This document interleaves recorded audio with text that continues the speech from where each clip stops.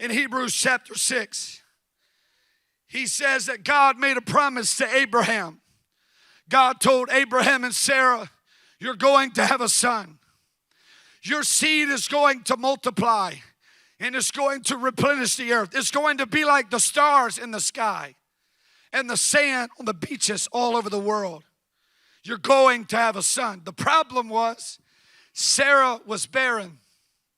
And to add insult to injury, they are now both much older. They have really passed the place in life that you would be having children. It would be like your great-grandparents coming to the family reunion and telling you, we've got a great surprise. Grandma and grandpa are expecting a baby boy. You may tell them, come on now, I think you're a little too old to have a baby now. But God told Abraham and Sarah, you're going to have a son. It's going to be a son of promise. Through this son, I'm going to bless the world. But the problem was, Sarah was barren.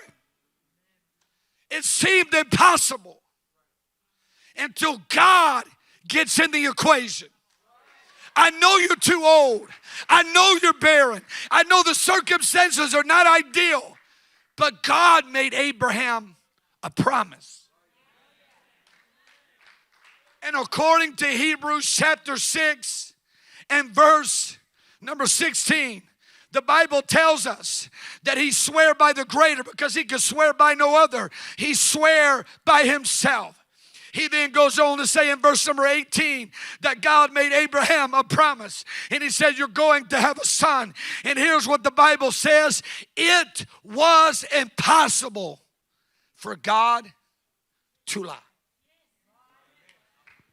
So in all that God can do, I've come to preach to you today about what God can't do. He can't lie.